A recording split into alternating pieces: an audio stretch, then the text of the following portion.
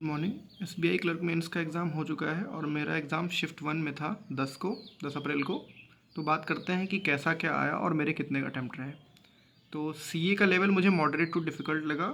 मैंने 18 अटैम्प्ट किए थे जिसमें मुझे 7 एग्जैक्ट आ रहे थे। फिर मैंने कुछ गेस वर्क लिए, कुछ तुक्के लगा दिए। तो गलती की उसमें एग्जैक्ट करने थे तो 0.75 शायद और इंक्रीज़ हो जाते, क्योंकि एक दो तुक्के सही हुए और बाकी गलत हो गए।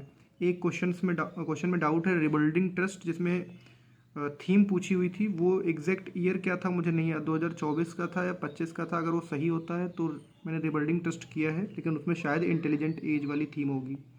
तो सीए मुझे मॉडरेट टू डिफ़िकल्ट साइड लगा, क्योंकि बैंकिंग की एक भी न्यूज़ नहीं थी। आरबीआई, सेबी, नाबार्ड, जो बच्चे पढ़ के गए थे कुछ भी नहीं आया था बैंकिंग से। सारा करंट का पोर्शन आ गया था, वो भी कब से, दिसंबर से आ गया था। रिसेंट मंथ से कुछ नहीं भी था, फेब से कुछ नहीं था, जनवरी से कुछ भी नहीं था। तो बच्चे ने काफ़ी कम अटैम्प्ट किए हैं इसमें, और जिन्होंने बहुत ज़्यादा किए हैं उन्होंने शायद गेस वर्क किया है, तो तुक्के लगाए हैं, तो उस पर आप ध्यान मत दीजिए।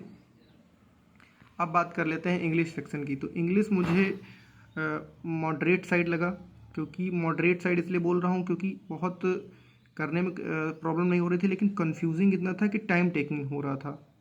तो इसमें मेरे 2 अटैम्प्ट और हो सकते थे। जो पीजे था उसमें मैंने देखा नहीं कि जी स्टेटमेंट में दिया हुआ है कि जी फिक्स है, इसलिए मैंने शुरुआत के 4 स्टेटमेंट तो फिक्स कर दिए और लास्ट के 3 फिक्स नहीं कर पाया कि किसको कहाँ पे रखना है। बना सही दिया था लेकिन फिर डाउट हो गया, तो मैंने ये 3, इसकी वजह से मेरे 2 उसमें कम रह गए, क्योंकि सी को 5th पे पूछा था, एक में डी को 7th पे पूछा था। वो लगा देता तो 2 और हो जाते, टाइम भी नहीं लगता। तो आई होप मैंने जितने इंग्लिश में किए हैं उसमें से मेरे 15 आ जाएँ तो मैं बहुत खुश हो जाऊँगा, क्योंकि मुझे इतना चाहिए इसमें।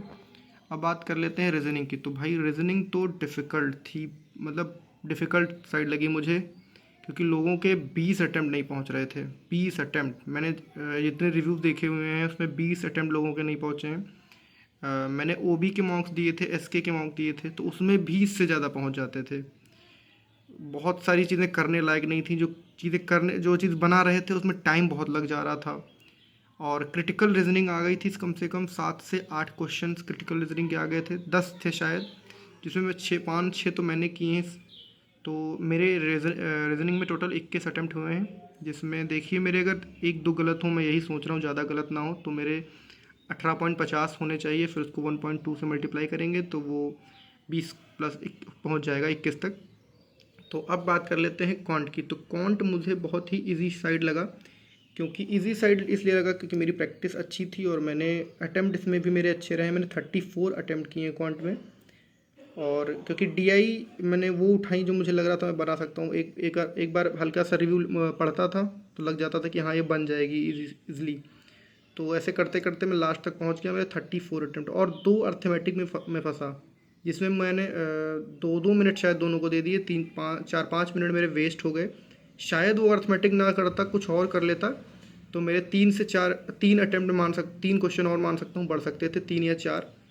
तो क्वांट मुझे इजियर साइड लगी। तो टोटल मेरे 96 अटैम्प्ट हुए हैं। अब बात कर लेते हैं कि एक्सपेक्टेड कट ऑफ क्या रह सकती है। तो कट ऑफ मैं यूपी की बात करूँगा, क्योंकि मैंने यूपी से अप्लाई किया था, मैं यूपी का हूँ। तो लास्ट ईयर 1764 वैकेंसीज थी, इस साल 1900 प्लस थी। और बात कर लेते हैं 150 का अप्रॉक्स गैप है, और पेपर का लेवल लास्ट ईयर से ज़्यादा है। मैथ्स का हाँ नो डाउट कि थोड़ा कम हुआ है क्वांट का, लेकिन रीजनिंग बहुत लेवल अप था। इंग्लिश का भी लेवल बहुत कंफ्यूजिंग था। सीए का भी लेवल अप था, बच्चों से नहीं बन रहे थे, और वैकेंसी का थोड़ा फ़र्क है। और बात यह है कि आईबीपीएस पीओ मेंस में जो सिलेक्ट हो गए हैं या फिर आरआरबी पीओ में सिलेक्ट हो गए हैं वो नहीं आए, तो इससे कंपटीशन थोड़ा कम है। लास्ट ईयर को 24 फेब को एग्ज़ाम हुआ था, तो बच्चे जो आईबीपीएस पीओ मेंस दे चुके थे उनका रिज़ल्ट नहीं आया था, तो उन्होंने भी सबने दिया था, तो उससे कंपटीशन थोड़ा बढ़ गया था। और बिहार में पड़ोस के स्टेट्स में अच्छी वैकेंसीज़ हैं। तो मुझे लगता है कि हाँ, लास्ट ईयर 80 कट ऑफ गई थी जनरल की, तो इस बार 2 या 4 मार्क्स कम रह सकती है। 76 to 78 वेरी करेगी जनरल की कट ऑफ। और इससे मान लीजिए आप 8 मार्क्स कम मान लीजिए ओबीसी, और 4-5 मार्क्स कम मान लीजिए ईडब्ल्यूएस। वैसा आप अपने हिसाब से देख सकते हैं। Thank you. Please do like and subscribe my channel.